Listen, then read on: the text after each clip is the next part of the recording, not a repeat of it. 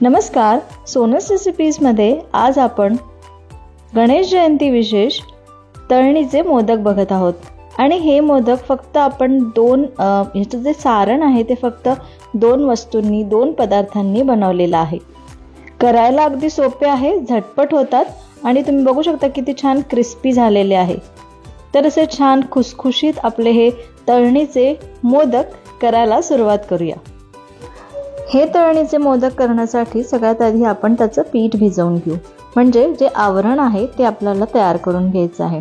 तर त्यासाठी इथे मी 2 कप मैदा घेतलेला आहे. तुम्ही मैद्याच्या ऐवजी गव्हाचं पीठ पण घेऊ शकता किंवा अर्धा मैदा आणि अर्ध गव्हाचं पीठ पण घेऊ शकता. त्यानंतर इथे अर्धा कप मी बारीक रवा घेत आहे. हे दोन्ही छान मिक्स करून घेऊ. आता ह्यामध्ये आपल्याला थोडंसं मीठ घालून घ्यायचं आहे.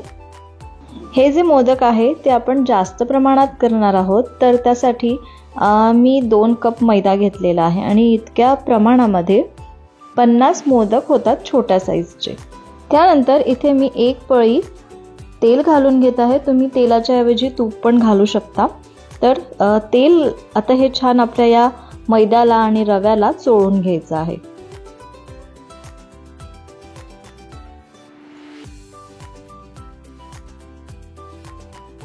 हे या पद्धतीने छान चोळून घ्यायचं आणि तुम्ही बघू शकता असा गोळा तयार झाला पाहिजे, म्हणजे आपलं हे सगळं तेल या पिठाला छान चोळलं गेलं आहे. आता इथे आपल्याला हे मळून घ्यायचं आहे. तर हे घट्ट असं मळायचं आहे, अजिबात पातळ किंवा सैल असं पीठ आपल्याला मळायचं नाही आहे. अतिशय घट्ट, तुम्हाला जेवढं शक्य असेल तेवढं घट्ट इथे तुम्ही मळून घ्यायचं आहे. तसं यामध्ये रवा पण आपण घातलेला आहे, तर तो पण फुलतो आणि पाणी तो शोषून घेतो. थोडंसं ओलं झालं किंवा थोडं म्हणजे कमी टाईट झालं तरी पण चालेल, पण जेवढं शक्य असेल तेवढं टाईटच आपण हे मळून घेऊ.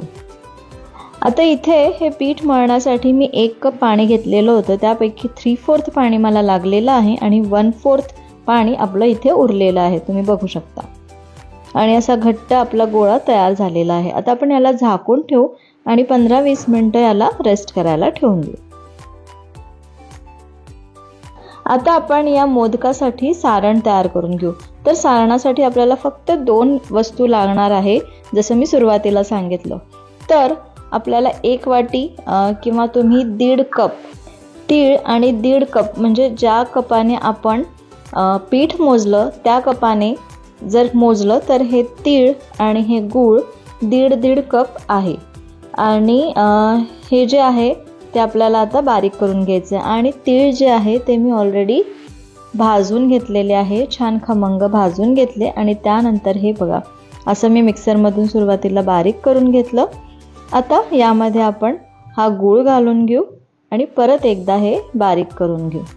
इथे सगळ्यात महत्त्वाची टिप म्हणजे तीळ आणि गूळ आपल्याला समप्रमाणात घ्यायचं आहे. आणि हे बारीक करताना मी 2 वेलची पण ह्यासोबतच घातल्या आणि हे सगळं छान मिक्स करून घेतलं शेवटी. तर आता बघू शकता तुम्ही असं आपलं सारण तयार झालेलं आहे. इथे आपल्या जे पिठाला छान रेस्ट पण मिळालेली आहे, तुम्ही बघू शकता किती छान आपलं पीठ छान रेस्ट, याला मी अर्धा तास असंच ठेवलेलं होतं. हे सारण वगैरे करतपर्यंत आणि बाकी दुसरी कामं करतपर्यंत याला छान अशी रेस्ट मिळालेली आहे. तर आपलं हे जे पीठ आहे ते छान सॉफ्ट पण झालेलं आहे आणि यातला जो रवा आहे तो पण छान फुललेला आहे.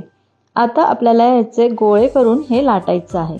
तर इथे मी काय करणार आहे, सगळे आपले मोदक एकसारखे आणि सुंदर असे दिसावे त्यासाठी मी इथे एक मोठा गोळा घेऊन तो छान पातळ लाटून घेणार आहे सुरुवातीला.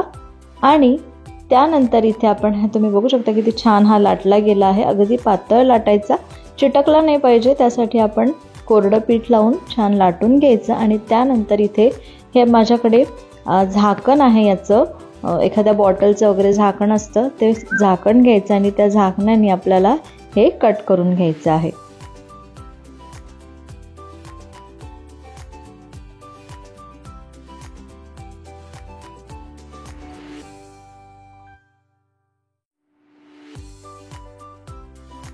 हे बघा हे सगळे एकसारखे छान आपले पाऱ्या तयार झालेले आहे. आता यामध्ये आपण हे सारण भरून घेऊ आणि याला मोदकासारखं नेहमीप्रमाणे छान बंद करून घेऊ.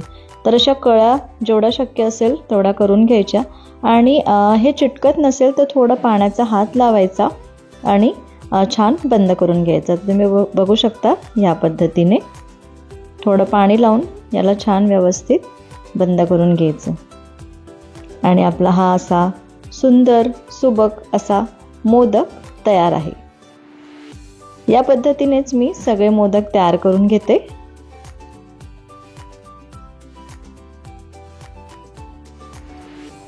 हे बघा, इकडे छान माझे सगळे मोदक तयार झालेले आहे. तर संपूर्ण मोदक माझे व्हायचे आहेत. थोडेसे मी आत्ता करून तळून घेणार आहे. तर इथे माझे 25 मोदक तयार झाले आहे. आता हे आपण तेलामध्ये तळून घेऊ. तर तळताना तेल गरम असावं आणि मीडियम गॅसवरती हे आपल्याला तळून घ्यायचं आहे.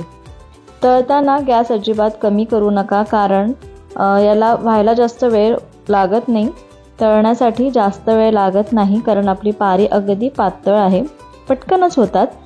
जर जास्त वेळ ठेवलं, कमी गॅसवरती आपण जर जास्त वेळ ठेवलं तर ह्याच्यातून सगळं सारण बाहेर येतं. तुम्ही इथे बघू शकता माझ्याकडून ही थोडीशी चूक झालेली आहे.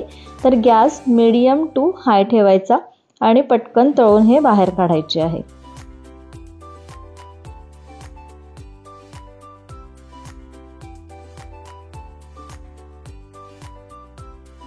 आणि सुरुवातीला 1 मिनिट आपण याला पलटवायचं नाही आणि थोडेसे नंतर त्याचा शेप छान पकडायला आला की त्यानंतर आपल्याला इथे हे हलवायचं आणि छान सगळीकडून गोल्डन ब्राऊन असं तळून घ्यायचं आहे.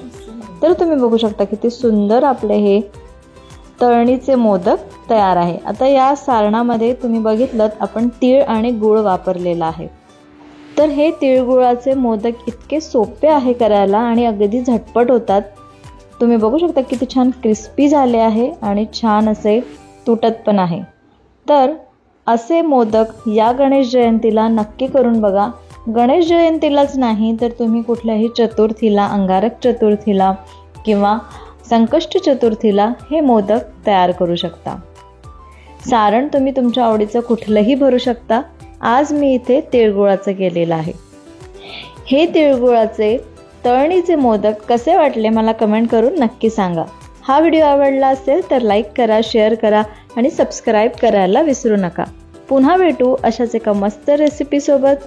तोपर्यंत धन्यवाद.